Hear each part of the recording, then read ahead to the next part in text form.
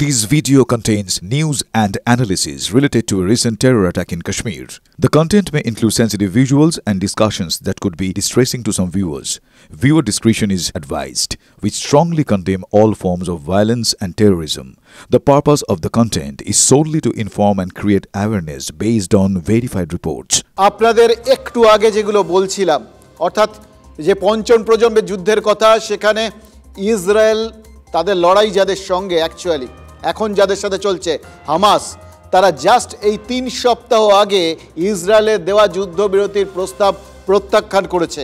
খেয়াল করে দেখুন প্রায় সঙ্গে সঙ্গেই তারপরেই কিন্তু ভারতে এই পহেলগামের ঘটনা ঘটেছে এবং আমরা খবর পেয়েছিলাম তার আগে হামাসের নেতৃত্ব ভারত আর পাকিস্তানে এসে এই জঙ্গিদের সাথে বৈঠক করে গেছে পাক অধিকৃত কাশ্মীর আর পাকিস্তানের অন্যান্য জায়গায়। তারপরে এই ঘটনা এবং তারপরেই আজকে যখন আমরা এতগুলো কথা বলছিলাম যে যুদ্ধবিরতি হলো আপাতত সংঘর্ষ বিরতি আপাতত কেউ গুলিগোলা চালাবে না 5টার পর থেকে, এখন যা খবর পাচ্ছি 4-5 থেকে আমরা যে শঙ্কা প্রকাশ করছিলাম বিভিন্ন জায়গা থেকে বিভিন্ন খবর পাচ্ছিলাম যে ড্রোন উড়ে আসছে আবার বিস্ফোরণের শব্দ শোনা যাচ্ছে এবং এখন সেটা সুনিশ্চিতভাবে আমরা খবর পাচ্ছি চারপাশে কিন্তু ফের আক্রমণ শুরু হয়ে গেছে। খেয়াল রাখবেন এটা তার মানে সংঘর্ষ বিরতি, এটা তার মানে ভারতের ওপর ফের একটা সন্ত্রাসবাদী জঙ্গি হানা, যে কোনো হানাই ভারতের ক্ষেত্রে এখন যুদ্ধ ভারত আজকে দুপুরবেলা ঘোষণা করে দিয়েছিল। সেই অর্থে এই যে ভারতের ওপর আক্রমণ সানানো হচ্ছে সেগুলো কিন্তু তাহলে ভারতের বিরুদ্ধে প্রায় যুদ্ধ ঘোষণা।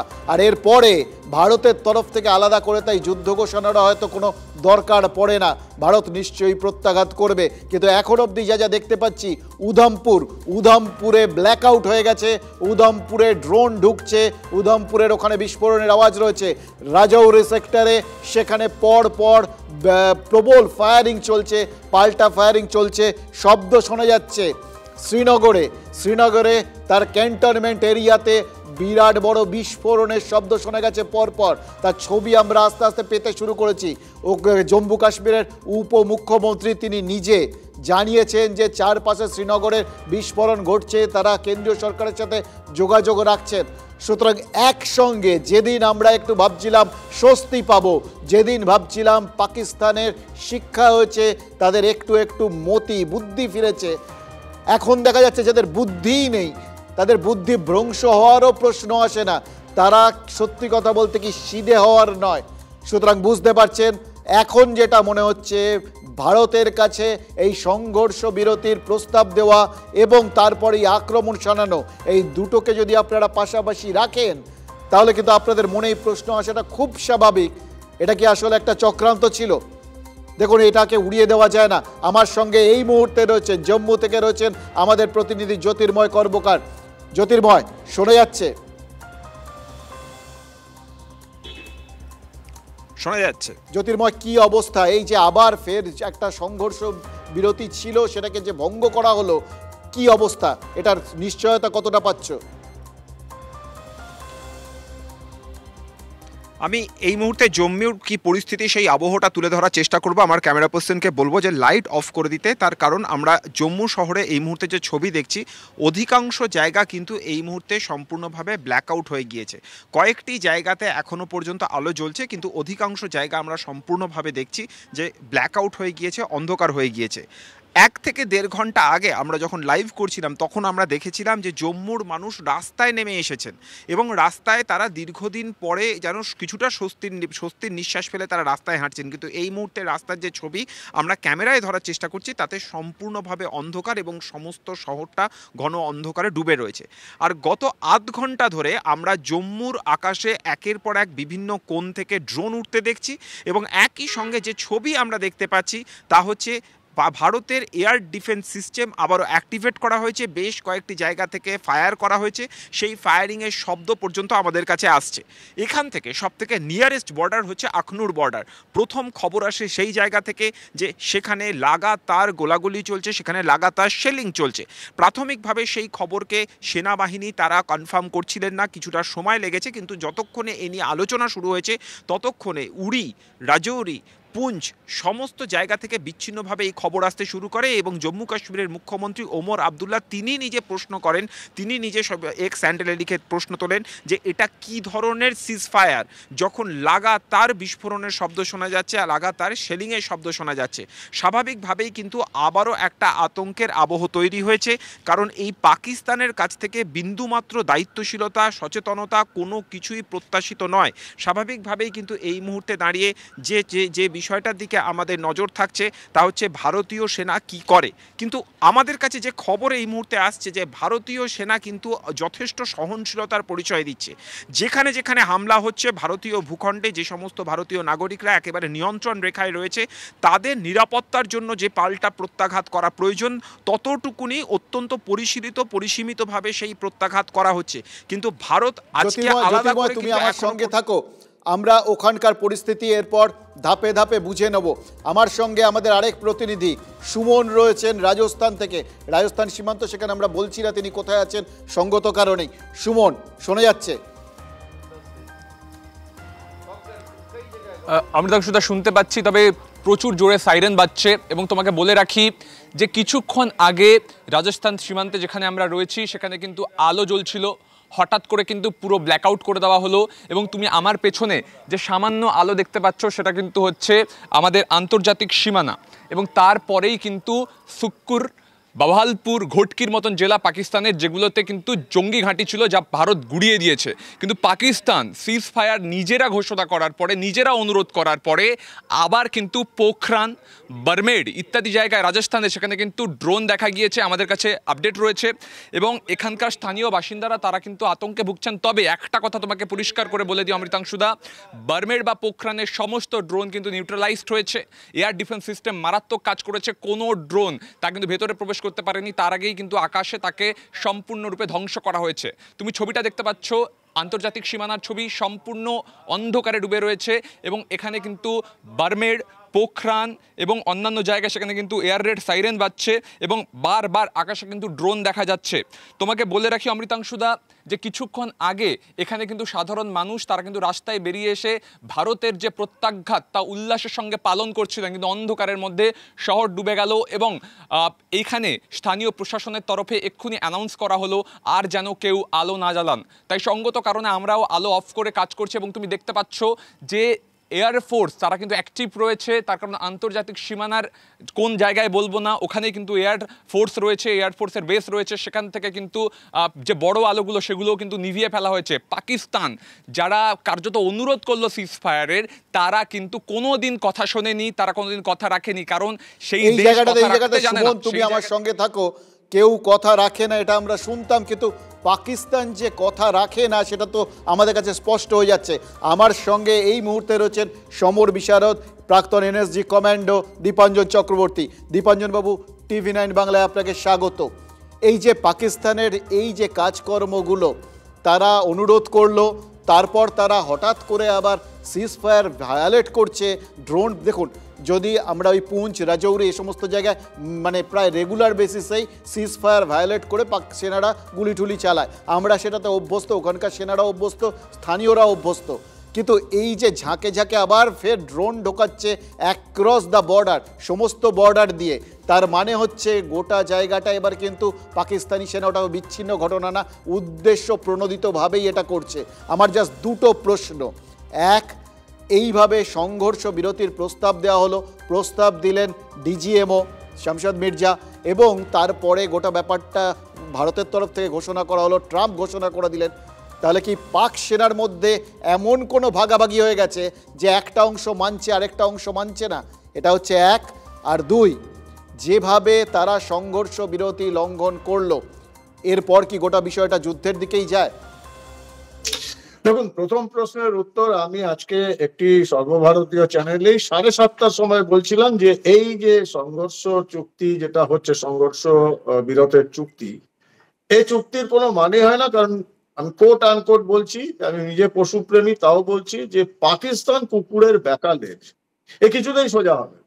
পাকিস্তানকে আমি নিশ্চিতভাবে প্রধানমন্ত্রী নরেন্দ্র মোদীজি, অজিত দোভালজি এবং সমস্ত সেনার অধিকর্তারা তারা সবাই আমার থেকে অনেক ভালো জানেন, পাকিস্তান আর্মির বলে কিছু হয় না, পাকিস্তানে কন্ট্রোল হয় না। ভারতীয় আর্মির কিন্তু 3জন প্রধান রয়েছেন, আমাদের প্রধানমন্ত্রী রয়েছেন, তারা একটা ডিসিশন। পাকিস্তানের হাজারখানা লবি, আইএসআই একটা বিরাট লবি, এবং আইএসআই এবং পাকিস্তানের বিশেষ করে পাঞ্জাবি যে অফিসার্স, ওদের ম্যাক্সিমাম অফিসার্স পাঞ্জাবি, তারা প্রচন্ড ভারত বিরোধী, এবং তারা আইএসআই কেও কন্ট্রোল করে, এবং আইএসআই এবং পাঞ্জাবি অফিসার্সরা কিছুতেই এই যে সংঘাত বিরোধী চুক্তি বা বিরতির যে চুক্তি সেটা মানবে না, এবং সেটা প্রমাণ আমরা পেলাম। এবং ব্যাপারটা খুব ইন্টারেস্টিং, আপনিও তাই বললেন, যদি পাক অকুপাইড কাশ্মীর থেকে আক্রমণ হতো তাও আমরা বুঝতাম সেটা জিহাদিরা করছে, কিন্তু আপনি দেখুন রাজস্থান, গুজরাট, পাঞ্জাব, পুরো সীমান্ত জুড়ে যেটা হচ্ছে, এটা সেনার সরাসরি হস্তক্ষেপ না থাকলে হতে পারে না। দ্বিতীয় প্রশ্ন আপনার যেটা, সেটাতে আমি যাই, যেরকম ভাবে এই 2-3 ঘন্টার মধ্যে এই সংঘাত বিরতি চুক্তি এরা উল্লঙ্ঘন করলো, সেটাকে অপমান করলো, আমি নিশ্চিত ভারতের সমুচিত জবাব দেবে, প্রত্যাঘাত করবে, এবং তার মাত্রা বহুগুণ বেশি হবে। এইখানে আমি আপনাকে একটা জাস্ট এখানে একবার একটু থামি একটা জিনিস জিজ্ঞেস করি, এটা কি ওদের তরফে আপনার কি মনে হচ্ছে এটা স্ট্র্যাটেজি ছিল, একটু টাইম কেনা স্ট্র্যাটেজি? ভারত যেভাবে সকাল থেকে ধরুন কালকে পর্যন্ত ভারত ড্রোন উড়িয়ে এবং ওদের যে যাবতীয় এয়ার ডিফেন্স সিস্টেম সেটাকে পরীক্ষা করে এবং অকেজো করে, যাই হোক সেটা করার পর আজকে সকাল থেকে সুনির্দিষ্ট লক্ষ্যে আঘাত হেনে ওদের এয়ারবেসগুলোকে ক্ষতিগ্রস্ত করে দিয়েছিল, ওদের কোমর ভেঙে দিচ্ছিল, তারপরে ওদেরকে একটু সময় দরকার ছিল গুছিয়ে নেওয়া, সেই জন্যই কি ওরা এই সংঘর্ষ বিরতিতে গেছিল? আপনার কি মনে হয়? নিশ্চয়ই, 1 নম্বর দেখুন, সেটা নিশ্চিত ভাবে যে এরা একটা সময় কেনার জন্য এই জিনিসটা করেছে। দ্বিতীয় যেটা, যে পাকিস্তান, আমি এটা সন্ধ্যাবেলাতেই বলছিলাম, পাকিস্তান সেনাবাহিনীর যে অবস্থা, যে কোনো মুহূর্তে সেখানে অভ্যুত্থান হবে, যে কোনো মুহূর্তে অভ্যুত্থান হবে। পাঞ্জাবি রেজিমেন্টের বা পাঞ্জাবিদের যে প্রতিনিধি, ডাইরেক্টর পাকিস্তান সেনা সর্বাধ্যক্ষ আসিম মুনির, তাকে সরিয়ে দিয়ে আর কোনো উগ্র কেউ একজন আসবে, কারণ পাকিস্তানের সিনিয়র অফিসাররা প্রত্যেকে তাবলিগি জামায়াতের লোক, প্রত্যেকে। এরা মাঝে মাঝে যায় তাবলিগি জামায়াতে, এরা ভাষণ দেয়, মোটিভেশনের কথা বলে, এবং অল্প বয়সে সব তাবলিগি জামায়াত থেকে এসেছে। এরা সাংঘাতিক ভাবে ভারত বিরোধী, এবং এদের মধ্যে যে আর্মির যে একটা ডিসিপ্লিন, সেই ব্যাপারটা নেই। এরা সমস্ত আলাদা আলাদা গোষ্ঠীর লোক, আর গোষ্ঠীপতির কথা এরা চলে। এরা প্রধানমন্ত্রী, পাকিস্তান সরকার রাওয়ালপিন্ডি, ইসলামাবাদ, তার বাইরে আর যায় না, তার বাইরে কোনো কন্ট্রোল নেই। সেটা বিভিন্ন গোষ্ঠীর লোক, বিভিন্ন আর্মি বা এসআই, বিভিন্ন গোষ্ঠীর লোক, বিভিন্ন সিনিয়র অফিসারদের কথাই চলে। এবং ওরা জানে যদি এই যেটা সংঘর্ষ বিরতি বা এই সংঘাতের বিরত চুক্তি, এটা যদি বেশি দিন চলে, তাদের ওদের সমস্ত ফান্ডিং গুলো বন্ধ হয়ে যাবে। এইখানে আমি আপনাকে জাস্ট একবার থামাচ্ছি। আমার যেটা জানার আগ্রহ সেটা হচ্ছে, ধরুন ভারত আজকে যখন এই সংঘর্ষ বিরতিতে রাজি হয়েছিল, এই ঘোষণাটা বা দুপক্ষের মধ্যে কথাবার্তা, তার আগে ভারত কিন্তু ঘোষণা করেছিল যে, আপনি শুনতে পাচ্ছেন দীপাঞ্জন বাবু? দীপাঞ্জন বাবু শোনা যাচ্ছে? আপনি রিপিট করলে ভালো হয়। হ্যাঁ, আমি বলতে চাইছি যে ভারত যখন আজকে সংঘর্ষ বিরতির কথাটা ঘোষণা করলো, বা তার আগে যখন ডিজিএমও পর্যায়ে দুদেশের মধ্যে কথাবার্তা হলো, তার আগেই কিন্তু ভারতের তরফ থেকে স্পষ্ট ভাষায় জানিয়ে দেওয়া হয়েছিল যে এখন থেকে ভারতের বিরুদ্ধে যে কোনো রকম আগ্রাসন, যে কোনো রকম সন্ত্রাসবাদী কার্যকলাপ, সেটা কোনো ব্যক্তির হোক বা কোনো রাষ্ট্রের হোক, বা এমন কোনো ব্যক্তি যিনি কোনো রাষ্ট্রে আছেন সেটাও যদি হয়, তাহলে সেইটাকে ভারতের বিরুদ্ধে যুদ্ধ ঘোষণা বলে ধরা হবে। তার মানে ভারতও অটোমেটিক্যালি, তাদের আর কোনো দায় থাকছে না, জেনেভা কনভেনশন অনুযায়ী তাদের আত্মরক্ষার অধিকারে তারাও যুদ্ধ হতে যেতেই পারে। এটা কি পাকিস্তান এরকম কাণ্ড কারখানা করতে পারে, এটা বুঝেই ভারতের তরফে এই ঘোষণাটা আগ বাড়িয়ে করে দেওয়া হয়েছিল? দেখুন, আমি যতটুকু আমার নিজস্ব খবরাখবর আমি যতটুকু জানি, মানে পুরনো কন্ট্যাক্টসে, যে ভারত সরকার সম্পূর্ণ প্রিপারেশন নিয়েছিল যদি সংঘাত বিরতি চুক্তি হয়, এবং সেই চুক্তি মাফ করবেন, যদি ভারতের সংঘাত বিরোধী চুক্তি হয়, আবার এই সংঘাত বিরোধী চুক্তি মানে ভারত 12 তারিখ যে ডিমান্ড প্লেস করছিল এই সংঘাত বিরোধী চুক্তির জন্য, তাতে ভারত কিন্তু কতগুলো খুব ক্রুশিয়াল ডিমান্ড করেছিল, যে পাকিস্তান সন্ত্রাসবাদের বিরুদ্ধে যে লড়াই করছে সেটার জন্য দেখার জন্য ভারত দাউদ ইব্রাহিম সৈয়দ মাসুদ আজহার এবং হাফিজ মোহাম্মদ শেখ তিনজনকে ভারত চাচ্ছিল যে আমাদের এই তিনজনকে ফেরত দাও, তাহলে আমরা বুঝবো যে সন্ত্রাসবাদের বিরুদ্ধে তোমাদের লড়াই বা তোমাদের বক্তব্য সঠিক। আর এইটা আইএসআই কে পাগল করে দিয়েছে, কারণ অনেক কিছু খুলে যাবে, পৃথিবী তোলপাড় হয়ে যাবে। তার জন্য এখন আইএসআই এবং পাকিস্তান আর্মির একটা অংশ ভারতকে এবং পাকিস্তানকে যুদ্ধে জড়িয়ে দিতে চাইছে, কারণ এদের কারোর অ্যাকাউন্টেবিলিটি নেই। মাসুদ আজহার, হাফিজ সৈয়দ যদি ভারতকে প্রত্যর্পণ করতে বাধ্য হয় পাকিস্তান, তো পাকিস্তান ধ্বংস হয়ে যাবে, অনেক কিছু বেরিয়ে আসবে, বহু দশকের অনেক জিনিস বেরিয়ে আসবে। সেই জন্য বাধ্য করছে এই উস্কানি দিয়ে ভারত যাতে সরাসরি যুদ্ধে যুক্ত হয়ে যায়। তারপর দেখা যাবে ধ্বংস হয়ে গেলে ওদের কিছু করার নেই। ধর্মান্ধ জিহাদিদের কাছে কোনো এথিক্স বলে কিছু হয় না, দে ডোন্ট কেয়ার। মানুষের জীবন, নিজেদের জীবন কোনো কিছুকেই কেয়ার করে না। এটা ওরা প্ররোচনা দিয়ে ভারতকে যুদ্ধের জন্য লিপ্ত করতে বলছে, এবং ভারত সম্ভবত সঠিকভাবেই রেসপন্স দেবে। আমি আপনার কাছে আবার আসবো, আপনি দীপঞ্জন বাবু একটু থাকুন আমাদের সঙ্গে। আমার সঙ্গে এই মুহূর্তে রয়েছেন কর্নেল দীপ্তাংশু চৌধুরী, এবং নিউজ রুম থেকে রয়েছেন আমাদের পলিটিক্যাল এডিটর অনির্বাণ সিনহা। অনির্বাণ, এই মুহূর্তে কি খবর পাওয়া যাচ্ছে পাকিস্তানের থেকে এবং ভারতের তরফ থেকে? কোনো রকম সরকারিভাবে কোনো বিবৃতি কি আমরা পাচ্ছি?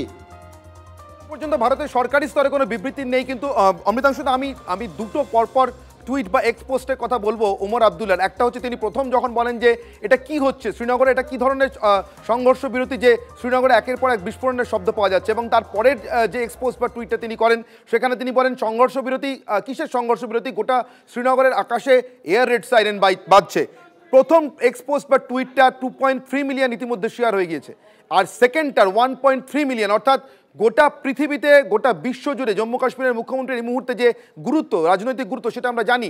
সেই গুরুত্বের জায়গা থেকে ওমর আবদুল্লাহ টুইটের এই শেয়ার আমি নিশ্চিতভাবে বোঝাতে পারছি অমৃতাংশু যে গোটা বিশ্ব জেনে ফেলেছে পাকিস্তান আসলে কি করেছে। এবার আমি একটা দ্বিতীয় কথাতে আসি, যেটা এই মুহূর্তে আমি আমাদের জন্য একটা ব্রেকিং। আমার সঙ্গে একটু থাকো অনির্বাণ। এই মুহূর্তে আমি চলে যাচ্ছি সুমনের কাছে, রাজস্থান থেকে সুমন রয়েছে। সুমন যেখানে দাঁড়িয়ে রয়েছে তার ঠিক পাশেই ব্লাস্ট হয়েছে, এই মুহূর্তে একটা ব্লাস্টের শব্দ শোনা গেছে, সেখানে আমি চলে যাচ্ছি সুমনের কাছে। সুমন, প্রথম কথা হচ্ছে তুমি ঠিক আছো তো?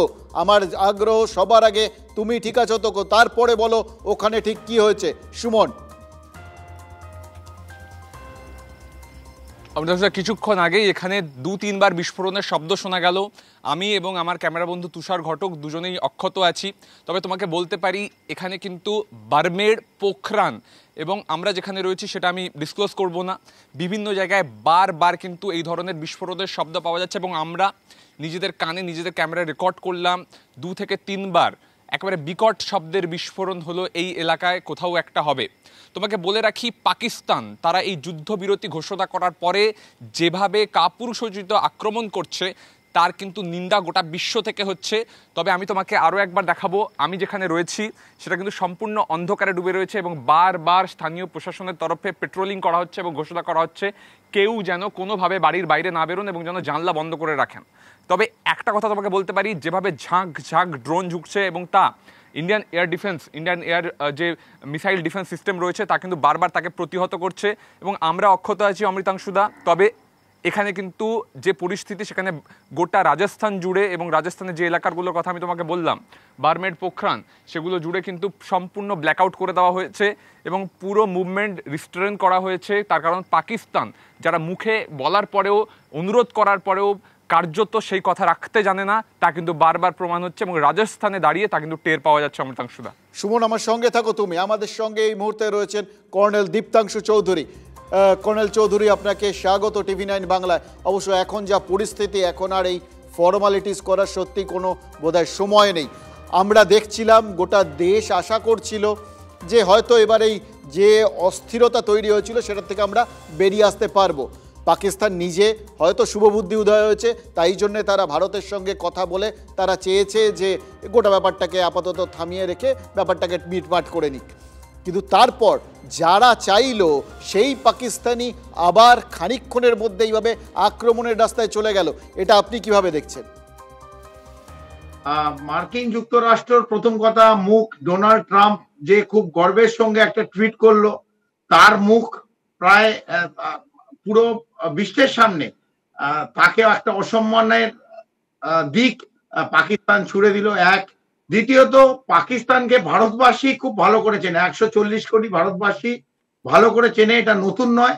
এবং আমরা জানি যে পাকিস্তান কি করতে পারে, তাদের বিশ্বাস করা যায় না, তাদের বিশ্বাসযোগ্যতা এত তলান্নিতে, তাদের কোনোদিন যখন আগ্রায় সামিট হচ্ছে তখন আমাদের কারগিলের বিভিন্ন চূড়ায় তারা জঙ্গি এবং রেগুলার ফোর্স পাঠাচ্ছে, যখন সফর হচ্ছে, বাস সফর হচ্ছে, গুডউইল সফর হচ্ছে, তখন এখানে ভারতে কাশ্মীর উপত্যকায় জঙ্গি পাঠিয়ে সাধারণ মানুষকে তারা মারছে।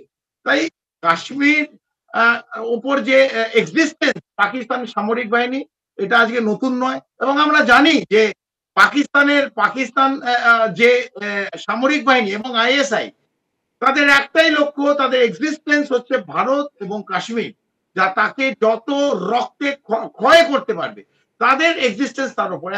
আর একটা কথা আমি বলতে চাই, যে খবরের এখনো কোনো আমরা জানি না, ফ্রম ভেরি আনকনফার্ম সোর্স, যদি এমন কিছু হয়ে থাকে পাকিস্তানের মধ্যে, তার এক কোনো প্রাক্তন প্রধানমন্ত্রী যে কথা আমরা শুনতে পাচ্ছি, যদি একটা বড় যদি আছে, সেই যদি হয়ে থাকে এবং সেটা জানে, সেটা যদি ছড়িয়ে যায়, যেমন বিশ্বে অনেক আনকনফার্ম নিউজ সংবাদ মাধ্যমে মিথ্যে কথা ছড়ায়, তাই এটা মিথ্যেই ধরে নিচ্ছে, কিন্তু যদি এটা সত্যি হয় তাহলে পাকিস্তানের মধ্যে সিভিল ডিসওবিডিয়েন্স শুরু হয়ে যাবে এবং একটা সিভিল রাইট, এটাকে বন্ধ করার জন্য এই একটা ফন্দি, আমি একটা পসিবিলিটির কথা বলছি অমৃতাংশুদা, যে এটা একটা ফিজিবিলিটি হতে পারে, এই ফিজিবিলিটি হতে পারে যে সিভিল রাইটটা কন্ট্রোল করতে পারবে না সামরিক বাহিনী, পাকিস্তানের সামরিক। তাই আবার এই একটা ঘটনা শুরু করে এই false linguism, false patriotism, false nationalism পাকিস্তানের সামরিক বাহিনী নিজেদের নাগরিকের মধ্যে এটাকে চাগিয়ে দিয়ে ওইটাকে কন্ট্রোল করার চেষ্টা করতে পারে। যদি আবার বড় যদি ওই কথাটা সত্যি হয়, ক্যামেরার সামনে আমি কিছু বললাম না, তবু এটা সংবাদ মাধ্যমে যেহেতু ছড়িয়ে গেছে এই কথাটা, তার জন্য কিন্তু এটা একটা টেমপ্লেট হতে পারে। যে আমার মনে হয় যে মার্কিন যুক্তরাষ্ট্র প্রেসিডেন্ট যখন দুটো দেশের সঙ্গে কথা বলে এটা ডিক্লেয়ার করলো, তারপর 3 ঘন্টা এই সিজফায়ার থাকলো না, তার লঙ্ঘন হলো এবং আরএসপুরা, রাজৌরি সেক্টর, নশেরা, আবার কমপ্লিট হাই ক্যালিবার, আমার কাছে যে খবর আছে হাই ক্যালিবার আর্টিলারি শেয়ারিং শুরু হয়ে গেছে। এবং যেমন আপনার রিপোর্টার বললেন এবং ওমর আব্দুল্লাহ টুইট করেছে, পুরো শ্রীনগরের আকাশ লাল হয়ে যাচ্ছে উইথ লাইট। এটা কিসের লক্ষণ? আমাদের আটটু ওয়েট করতে হবে, নিশ্চিত তার মধ্যে আমরা জানতে পারবো যে পাকিস্তানকে আমরা তো বিশ্বাস করতে পারি না, যেটা সত্যি, কিন্তু এই যে সিজফায়ার ভায়োলেশন, এটার মেইন রিজন কি? আমি আপনার কাছে আসছি, আমি এই ফাঁকে আপনাকে আরেকবার আপনাকে শুনিয়ে দিয়ে আমাদের বাকি যে প্রতিনিধিরা রয়েছেন তারা বিভিন্ন সীমান্তে ছড়িয়ে রয়েছেন, TV9 বাংলার প্রতিনিধিরা প্রাণ হাতে করে তারা এই মুহূর্তে পরপর জায়গার থেকে জানিয়ে যাচ্ছেন আমাদের ঠিক কি পরিস্থিতি। আমি সায়ন্তর কাছে যাব অমৃতসর থেকে, অর্থাৎ পাঞ্জাবের ওখান থেকে রয়েছেন সায়ন্ত। আপনাদের আগেও বলেছি সুমন রয়েছেন রাজস্থান থেকে, জ্যোতি রয়েছেন জম্মু থেকে, এরা সঙ্গে রয়েছেন আমার। আমি একবার ঝটঝট করে আবার এদের কাছ থেকে শুনে নেব এই মুহূর্তের পরিস্থিতিটা। সায়ন্ত। একদমই অমৃতাংশুদা, দেখো পাঞ্জাবে মূলত পাঠানকোট, অমৃতসর এয়ারবেস সহ একাধিক জায়গায় কিন্তু ড্রোন দেখা গিয়েছে এবং সেই কিছুক্ষণ আগে অমৃতসর এয়ারবেসের উপর দিয়ে ড্রোন আমরা দেখতে পেয়েছি। এবং তোমার গোটা এলাকা, যে অমৃতসরের মূল এলাকা আমরা দাঁড়িয়ে আছি, তুমি দেখতে পাচ্ছ যে গোটা এলাকায় কিন্তু এভাবেই অন্ধকার করে দেওয়া হয়েছে, ব্ল্যাক আউট করে দেওয়া হয়েছে। পুলিশের তরফে কিন্তু সমস্ত দোকানদারদের এসে নির্দেশ দেওয়া হলো তারা যেন দোকান বন্ধ করে দেয়, কোনোভাবেই দোকান খোলা রাখা যাবে না। যারা সাধারণ মানুষ ছিল তাদেরকে বলা হলো যে তারা যেন দ্রুত বাড়িতে ঢুকে যান এবং সমস্ত লাইট আরও সব কিছু বন্ধ করে দেন। স্বাভাবিকভাবেই এই পুলিশের তরফে কিন্তু যারা সাধারণ বাসিন্দা আছে তাদেরকে এই বিষয়টি জানিয়েছেন এবং বিভিন্ন হোটেল, তাদের ব্যবসায়ী আছে তাদেরকেও বলা হচ্ছে। এবং তুমি দেখতে পাচ্ছ গোটা এলাকা কিন্তু সম্পূর্ণ অন্ধকার। অমৃতসর কিন্তু গত কয়েকদিন ধরে টানা ড্রোন দেখা গিয়েছে এবং এয়ার ডিফেন্স সিস্টেম সেগুলোকে আকাশেই ইন্টারসেপ্ট করে ধ্বংস করেছে। এবং এখন যেটা দেখা যাচ্ছে যে অমৃতসর এয়ারবেসের ঠিক কাছেই আমরা দাঁড়িয়ে আছি, এয়ারবেসের ওপর থেকে প্রায় 7টা মতো, কিছুক্ষণ আগে 7টা মতো ড্রোন গিয়েছে, পাঠানকোটে ড্রোন হামলা হয়েছে এবং একাধিক জায়গায় কিন্তু এই পাকিস্তান থেকে ছোড়া যে ড্রোনগুলো সেগুলো কিন্তু দেখতে পাওয়া যাচ্ছে রাতের অন্ধকারে আকাশে। এবং তাতে কিন্তু সাধারণ মানুষ যে কিছুটা চিন্তিত, তারা কিন্তু বাড়িতে প্রবেশ করে গিয়েছে। তুমি সঙ্গে থাকো শান্ত, আমার সঙ্গে থাকো এই মুহূর্তে। আমি আরেকবার জ্যোতির কাছে চলে যাচ্ছি। জ্যোতি, আমরা যেটা খবর পাচ্ছিলাম যে শ্রীনগরে সেখানকার যে সেনা ক্যান্টনমেন্ট, মূল যেখানে যেখানে ঘাঁটি সেনাদের, সেইখানে আক্রমণ শানিয়েছে বলে শোনা যাচ্ছে। অন্তত টার্গেট করেছে আমাদের এয়ার ডিফেন্স সিস্টেম, সেগুলোকে নিষ্ক্রিয় করে দিয়েছে।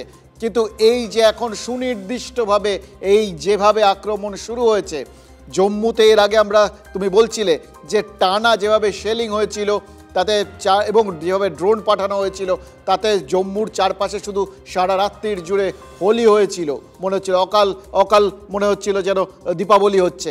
এখন কি অবস্থা, তার কাছাকাছি কি?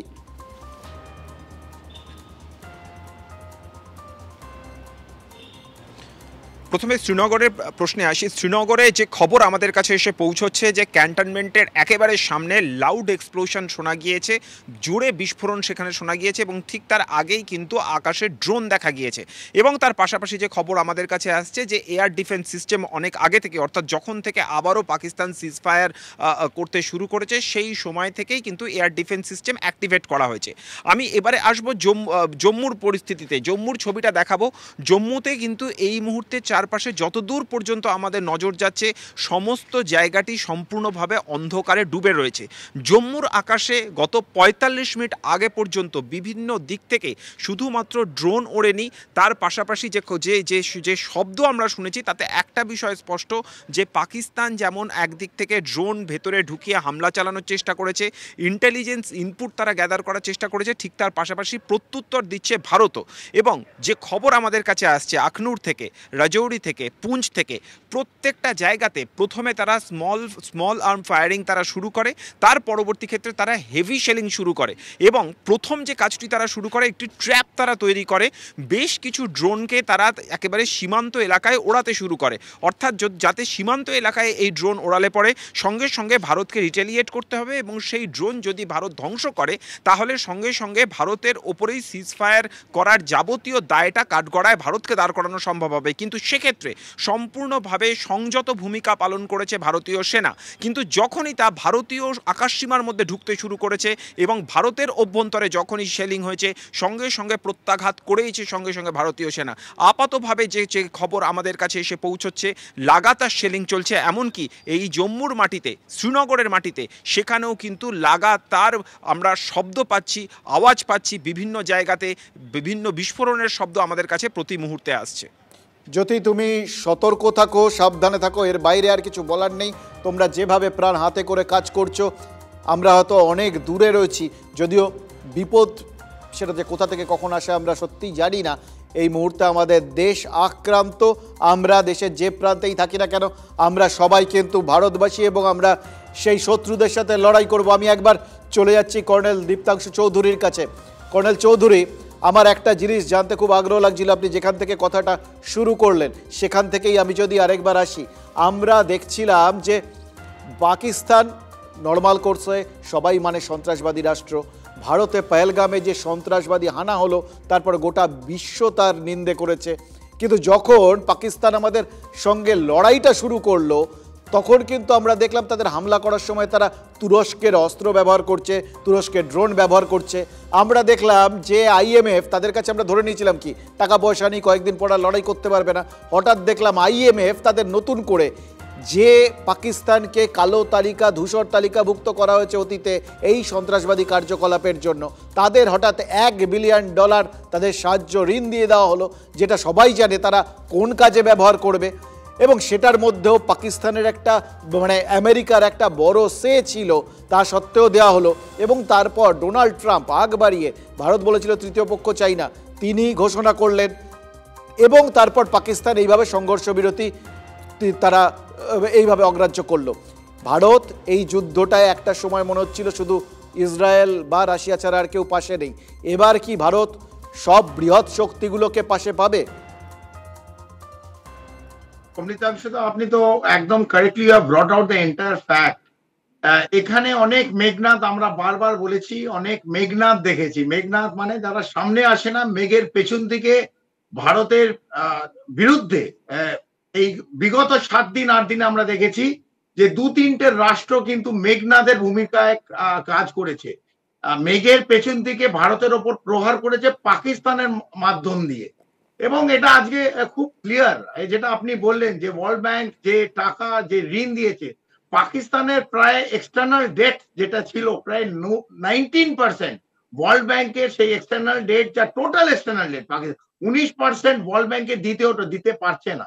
22% চীনকে দিতে হতো, দিতে পারছে না। তবু কোনো না কোনো শক্তি, কোনো না কোনো রাষ্ট্র একটা সাপোর্ট দিয়ে তাদের এই এত $1 বিলিয়ন ঋণ ওরা পেল। এক, দ্বিতীয়ত এই যুদ্ধের মধ্যে আমরা দেখলাম যে তুরস্কর যে সোয়ার্ম অফ ড্রোন, বিশেষ করে এই সোনগার, এবং এই যে ড্রোন পাঠিয়েছে, আমরা হয়তো যারা ড্রোন সকালবেলা দেখে যে এয়ার ডিফেন্স সিস্টেম ক্রস করতে পারছে না, এবং ভারতের এয়ার ডিফেন্স সিস্টেম নিশ্চিতভাবে স্ট্রং এবং এগুলোকে নষ্ট করে দিয়েছে। কিন্তু জানতে হবে যে এইটা কিন্তু একটা কৌশল ছিল পাকিস্তানের, যে এই সোয়ার্ম, এই ড্রোনের পঙ্গপাল যে পাঠাচ্ছিল, তারা দেখছিল যে আমাদের defence system, air defence system কিরম, কোথায় আমাদের ডিফেন্স সিস্টেমের ফাঁক আছে, কোথা দিয়ে আমরা ওরা গড়াতে পারে। এরপরে কিন্তু ওরা TB2, যেটা বাখতিয়ারের মোর পোটেন্ট একটা ড্রোন ছিল, অথবা ওদের যে আবদালি সিস্টেম হাতাফ 2, সেইগুলো কিন্তু ইউজ করতো। প্রথমে আমাদের এটা আমাদের যে এয়ার ডিফেন্স সিস্টেমের যে অ্যামিউনিশন অথবা যে লক্ষ্য, সেটাকে এক্সস্ট করা ছিল। এক্সস্ট করার পর ওরা মার্ক করতো কোনখান দিয়ে ঢুকতে পারে, তারপর টার্গেট করতো। তো পাকিস্তানকে একবারে আমরা যদি আমাদের, যদিও শত্রু দেশ, তাদেরও কিন্তু এই যুদ্ধ মানে ওয়ার ফিল্ডে, যে ওয়ার ডক্টরিনে তাদের মাথা কিরম ভাবে কাজ করতে সেটা আমাদের বুঝতে হবে। নিশ্চিতভাবে এয়ার ডিফেন্স সিস্টেমে ঢুকতে পারিনি, তাই আমরা হয়তো সকালে উল্লাস করেছি, অনেক আনন্দ করেছি। কিন্তু this in the war doctrine, যেহেতু আমি সামরিক বাহিনীর একজন লোক, তো আমাকে রাইট ওয়েতে অ্যানালিসিস করতে হবে। আমার অ্যানালিসিস হচ্ছে যে দে ওয়্যার টেস্টিং আস, যে কোথায় গ্যাপ আছে, কোথার মধ্যে দিয়ে ওরা যখন ওদের ক্ষেপণাস্ত্র অথবা ভয়ঙ্কর যে TB2 পাঠাতো উইথ 1700 কিলো TNT, যেটা ব্লাস্ট হলে near about 500 meter by 500 meter একদম শেষ হয়ে যেত, সেইটা ওরা টেস্টিং করছিল। যাই হোক, 3 দিন 4 দিন পর নিশ্চিতভাবে এয়ার ডিফেন্স সিস্টেম কাজ করেছে। On a very lighter note, S-400, এখন একটা বাচ্চা ছেলেও S-400 আমি দেখছি কথা বলছে উইদাউট নোয়িং যে S-400 কখন ইউজ হয়, কিসের ভাবের জন্য ইউজ হয়। মার্কেটিং হয়ে গেল S-400, রাশিয়া প্রচুর টাকা করবে, S-400 পুরো বিশ্বের থার্ড ওয়ার্ল্ড কান্ট্রি এবং ডেভেলপিং কান্ট্রিতে বিক্রি করবে। সেটা একটা যেমন সত্যি, সে তো বটে।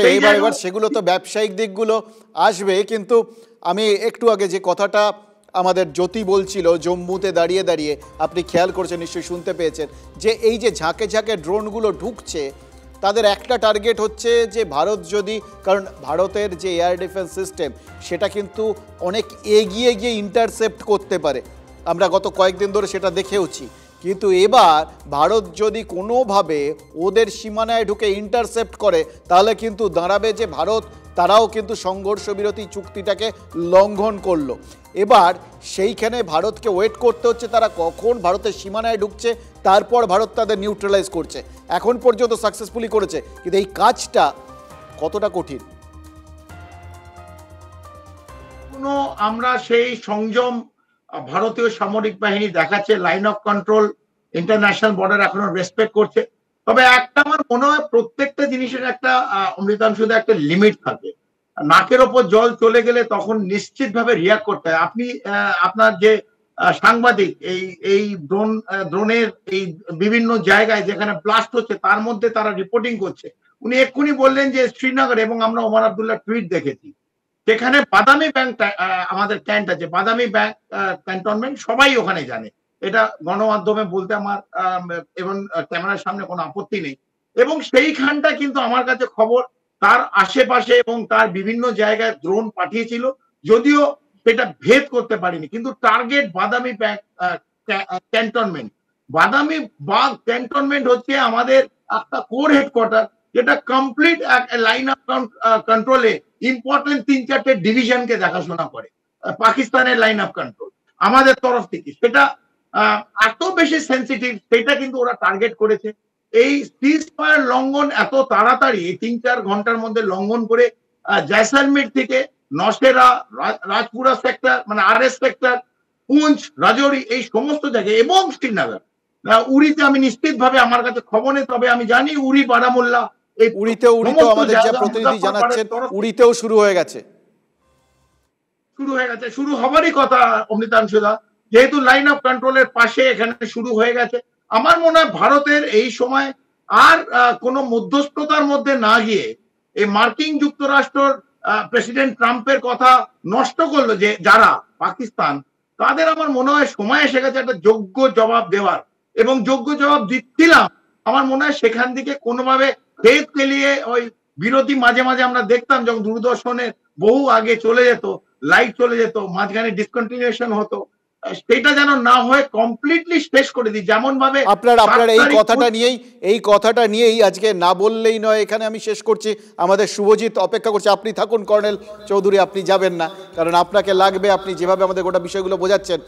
আজকে না বললেই নয়, এরকম ভাবেই মানে শেষ হলো এবং শেষ করতে হচ্ছে। কিন্তু আপনাদের কাছে এই বিষয়গুলো নিয়ে নিশ্চিতভাবে জানেন তো যে কালকে সারাদিন যে কোনো সময় আসতে পারি, বা যা পরিস্থিতি দাঁড়াচ্ছে কখন আসতে হবে সত্যি আমরা জানি না।